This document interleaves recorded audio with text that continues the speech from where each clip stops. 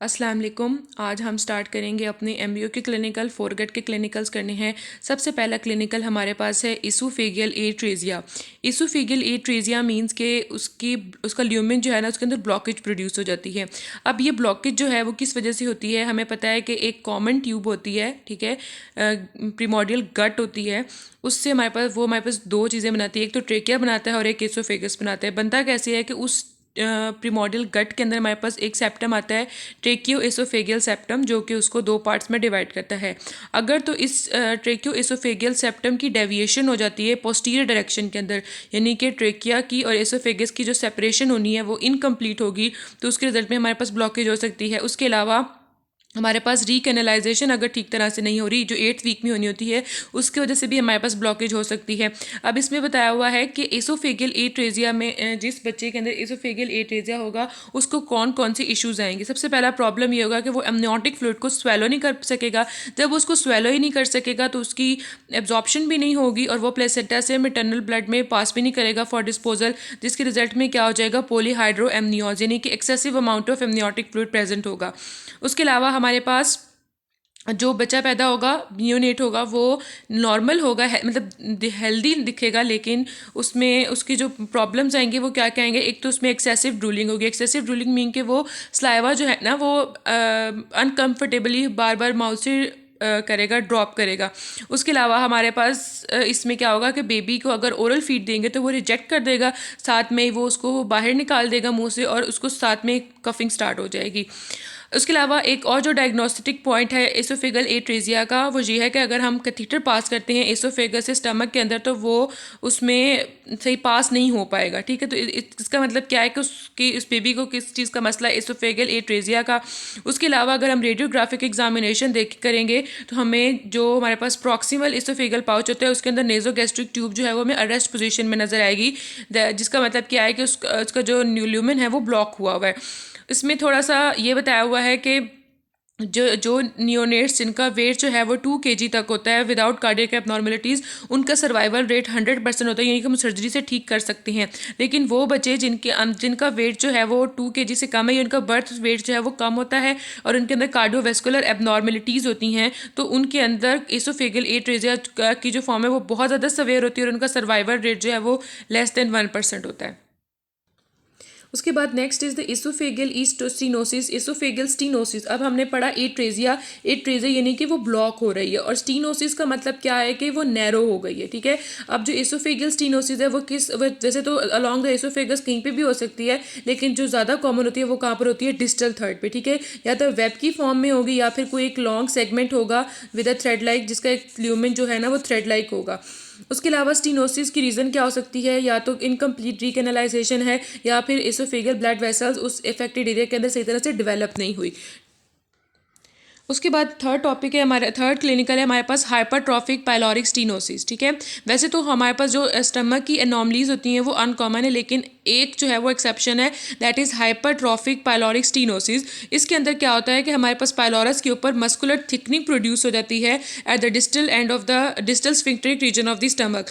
अब क्या होता है कि जो सर्कुलर मसल्स हैं स्पेशली वो हाइपरट्रॉफी कर जाते हैं, और उनके हाइपरट्रॉफी की वजह से जो पाइलोरिक कैनाल है वो स्टीनोस हो जाती है, यानी कि वो नैरो हो जाती है, और उसकी वजह से जो फूड की अंदर पैसेज के अंदर ऑब्स्ट्रक्शन प्रोड्यूस होती है, और जो फूड है फिर वो जाहिर बात है स्टमक में रहेगा, उसको वो आगे जा ही नहीं पा रहा ड्यूटेनम में, तो जो हमारा स्टमक है वो डिस्टेंड कर जाएगा।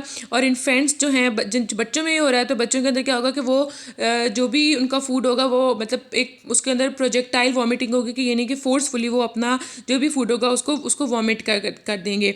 उसके अलावा हम इसका ट्रीटमेंट कैसे करते हैं, अगर हम उसके पाइलोरोटॉमी कर दें, यानी सर्जिकल रिलीफ के थ्रू हम कर सकते हैं, जिसमें हम जो पाइलोरिक कैनाल है उसमें अगर लॉन्गिट्यूडनल इंसिजन देंगे तो उसके थ्रू हम इसको ट्रीट कर सकते हैं।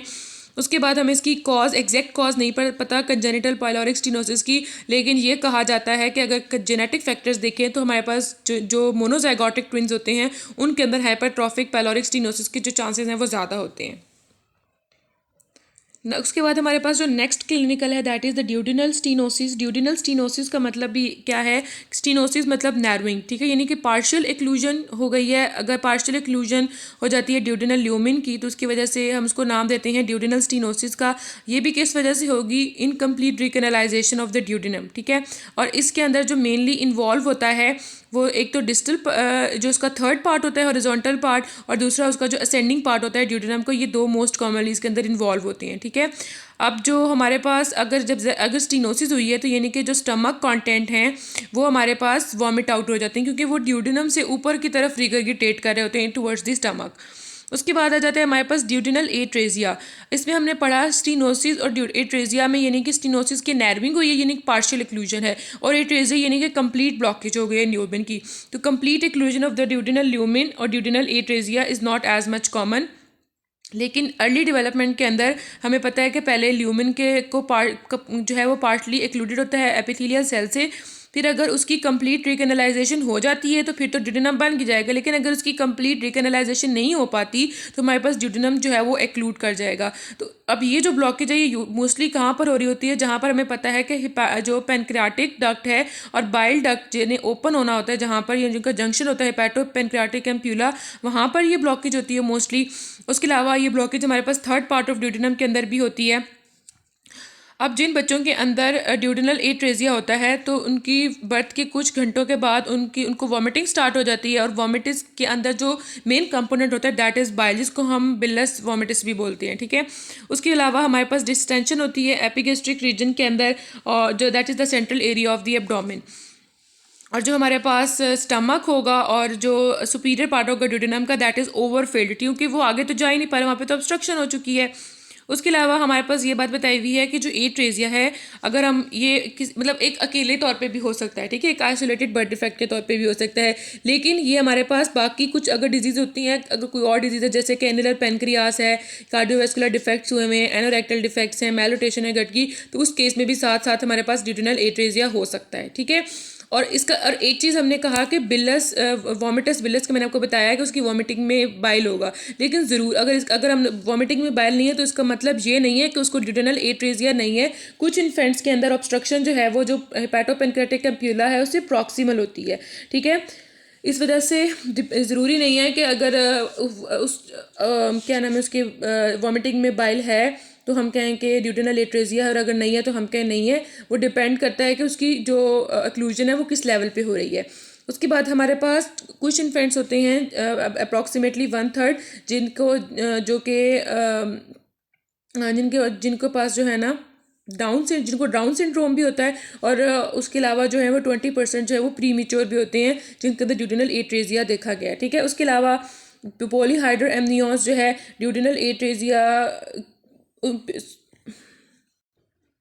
उसके अलावा पॉलीहाइड्रोएमनियोज इस वजह से होता है कि ड्यूडेनल एट्रेजिया जो है वो नॉर्मल जो डाइजेशन थी या एब्जॉर्प्शन है इंटेस्टाइनल एमनियोटिक फ्लूइड की वो नहीं होने देती। तो इसके रिजल्ट में हमारे पास जो इसका डायग्नोस्टिक पॉइंट है वो क्या है कि डबल बबल साइन हमें नज़र आता है रेडियोग्राफ्स के ऊपर, और ये किस वजह से आता है कि जो स्टमक है वो ओवरफिल्ड होता है, ठीक है, गैस की वजह से distended gas filled stomach and the proximal duodenum.